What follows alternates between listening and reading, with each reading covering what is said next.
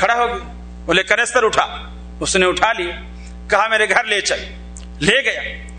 لیکن تھوڑا سا جیسے آج کل فی زمانہ یہ پولیس رشوت خوری میں بڑی معروف ہے, اس زمانے میں, پرانے زمانے میں کچھ ایمانداری بھی تھی.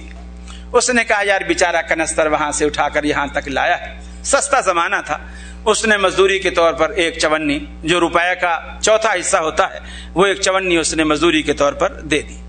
وہ وہاں سے واپس آیا, سیدھا اپنے گھر آیا, ساری برادری کو جمع کیا اور کہنے لگا کہ یار میں تمہیں آج بتاتا ہوں, یہ جو مولویوں نے ہمیں ڈرایا ہوا ہے نا, یہ قبر بھینچتی ہے, قبر ایسی دب جاتی ہے, اور ادھر کی پسلی ادھر, ادھر کی پسلی ادھر, پاؤں سر سے مل جاتا ہے, سر پاؤں سے مل جاتا ہے, یہ سارا فراڈ ہے, کچھ بھی نہیں ہے. میں نے مر کے دیکھا ہے, صرف ایک پولیس کی وردی میں فرشتہ آتا ہے, اس کے پاس ایک ڈنڈی ہوتی ہے چھوٹی سی, وہ ایک ڈنڈی مارتے ہیں اور سزا کے طور پر گھی کا کنستر اٹھواتے ہیں اور انعام کے طور پر 8 آنے دیتے ہیں, باقی کچھ بھی نہیں. اب میرے بھائیوں, ایسے لوگوں کو کون سمجھائے جن کا ذہن یہ ہو کہ قبر یہی ہے جو ہم دنیا میں اپنی نظروں سے دیکھ رہے ہیں, جس میں ہم نے لیٹ کے دیکھ لیا ہے, اس میں فرشتہ پولیس کی وردی میں آتا ہے, ایک ڈنڈی لگاتا ہے, 8 آنے دیتے ہیں, ایک کنستر گھی کا اٹھواتے ہیں اور کچھ بھی نہیں. میرے بھائیوں, ان چیزوں کی ایک حقیقت ہے. یہ مولویوں کے قصے اور مولویوں کی کہانیاں نہیں ہیں. یہ جنت, یہ دوزخ, یہ سب حقیقت ہے. اگر حقیقت نہ ہوتی تو اللہ کا رسول اللہ سے جنت کا سوال ہی کیوں کرتا؟ صحابہ کرام کو جنت کا اتنا حریص کیوں بناتا؟ صحابہ کرام اس کی خواہش اتنی کیوں کرتے کہ اللہ کے رسول ہمیں کوئی ایسا عمل بتائیے کہ اللہ رب العالمین ہمیں جنت میں پہنچا دے؟ ایسی بات نہیں, یہ حقیقت ہے, یہ قرآن کے حقائق ہیں, یہ محمد رسول اللہ صلی اللہ علیہ وسلم کی شہادتوں سے ثابت شدہ حقائق ہیں جس کا دنیا انکار نہیں کر سکتی. اور رسول اللہ صلی اللہ علیہ وسلم کی وہ باتیں, سچی بات یہ ہے کہ آپ نے 1400 سال پہلے بھی اگر کوئی بشارت دی ہے تو دنیا آج تک اسے جھٹلا نہیں سکی. اللہ تبارک و تعالیٰ نے ان تمام بشارتوں کو من و عن سچا اور اسی طرح حرف بحرف اللہ رب العالمین نے پورا کر دکھایا.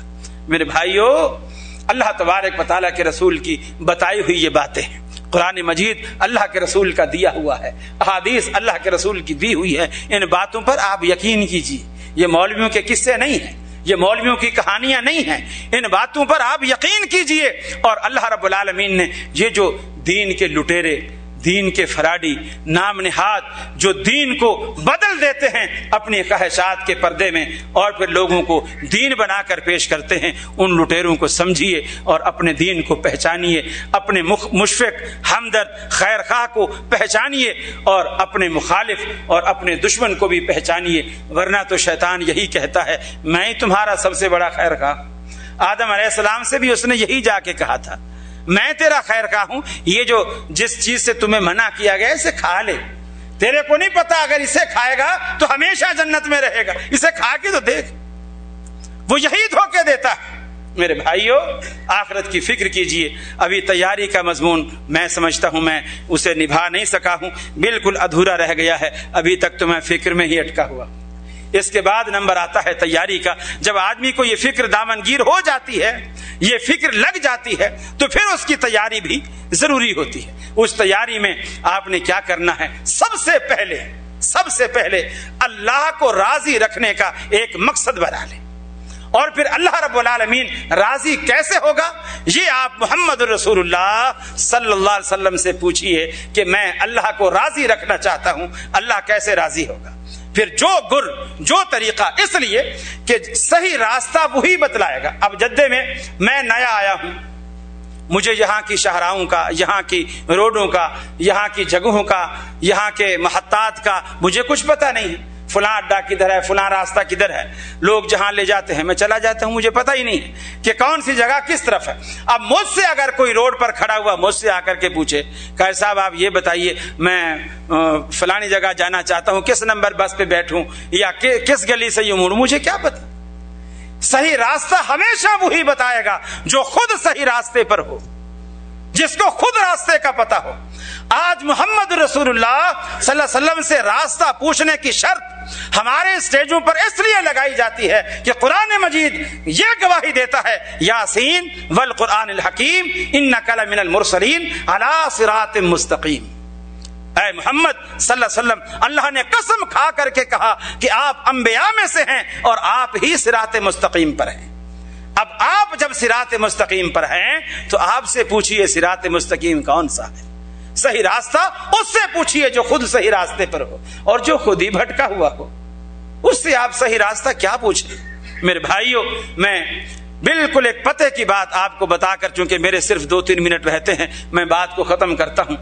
ہم آخرت کی فکر میں لگے ہوئے ہیں اور آخرت کی تیاری بھی ہم چاہتے ہیں.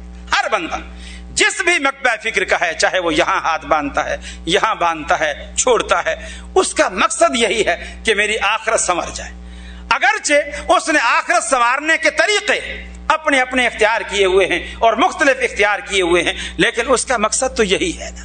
لیکن میرے بھائیو، محبت کی بات ہے، کوئی طنز نہیں، کوئی گلہ نہیں، کوئی شکوہ نہیں، کسی پر نشتر چلانا مقصود نہیں، کسی کی برائی مقصود نہیں. میرے بھائیو دیکھو، آج ہم رسول اللہ صلی اللہ علیہ وسلم سے 14 صدیاں پیچھے آ چکے ہیں.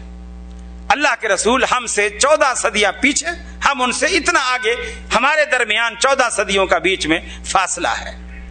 آج لوگ ہم پر یہ اعتراض کرتے ہیں کہ رسول اللہ صلی اللہ علیہ وسلم کے درمیان اور تم لوگوں کے درمیان 14 صدیاں بیچ میں حائل ہیں.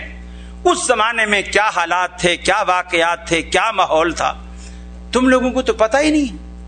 آج کے دور کے تقاضے اور ہیں، 1400 سال پہلے تقاضے اور تھے، تو تم آج کے دور میں بیٹھ کر 1400 سال پہلے والے مسائل سے رہنمائی حاصل کر کے آج کے دور کے تقاضے کیسے پورے کر سکتے ہو؟ یہ ایک بڑا اعتراض ہوتا ہے، اور لوگ پڑھے لکھے کہتے ہیں جی بڑا معقول اعتراض ہے اور اس میں بڑا وزن ہے اور بڑی جان ہے. میرے بھائی تھوڑا سا آپ یوں سوچئے، رسول اللہ صلی اللہ علیہ وسلم سے تو ہم 1400 سال بعد آ گئے، بڑا گیپ آ گیا، لیکن امام ابو حنیفہ رحمۃ اللہ علیہ ہمارے دور کے ہیں.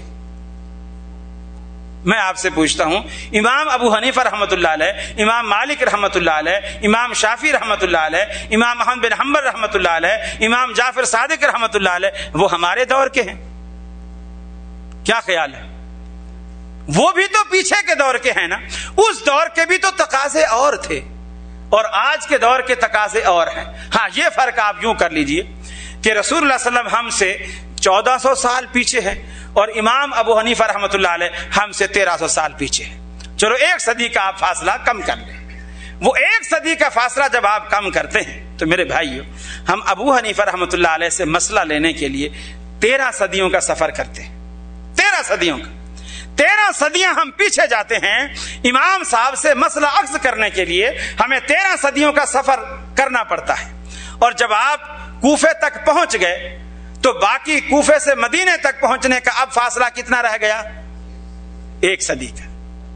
میرے بھائیوں، لوگ عمرہ پر آتے ہیں، حج پر آتے ہیں، حالانکہ عمرہ اور حج دونوں چیزیں مکہ میں ہو جاتی ہیں، دونوں چیزیں مکہ میں ہو جاتی ہیں. لیکن جب ہم مکے میں آتے ہیں پھر ہم یہ سوچتے ہیں یار مکے تک تو آئے ہی کھڑے ہیں، چلو مدینے سے بھی ہوتے جائیں. اس لیے کہ اب فاصلہ کم ہو گیا ہے، اب فاصلہ کم ہو گیا ہے. جب ہم کوفے تک گئے کھڑے ہیں تو اب باقی 1 صدی رہ گئی ہے رسول اللہ صلی اللہ علیہ وسلم تک پہنچنے کے لیے.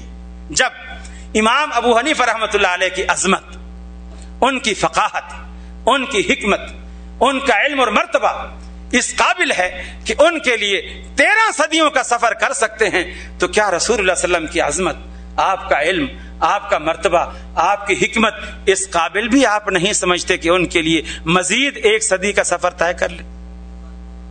ارے کوفے کے امام کے لیے 13 صدیوں کا سفر گوارا ہے اور کائنات کے امام کے لیے 1 صدی کا سفر بھی گوارا نہیں. کیا یہ ہمارا ایمان ہے؟ قول امام و شیخ مقدم سمجھ لیا، بھاتی نہیں حدیث رسول خدا تجھے. السلام علیکم ورحمۃ اللہ. جزاکم اللہ خیر. حضرات، ابھی آپ سماعت فرما رہے تھے فضیلت شیخ قاری خلیل الرحمن حفظہ اللہ کو عنوان تھا آخرت کی تیاری. 1 گھنٹے کا وقت دیا گیا تھا، بالکل الحمدللہ وقت کی پابندی کے ساتھ شیخ نے، میں سمجھتا ہوں، مضمون کا حق ادا کیا ہے. اللہ رب العالمین سے دعا ہے کہ ہمیں آخرت کی تیاری کرنے کی توفیق عطا فرمائے، اور شیخ کے اس سفر کو، اس عمرے کے سفر کو آپ کے موازین حسنات میں اضافے کا ذریعہ بنائے۔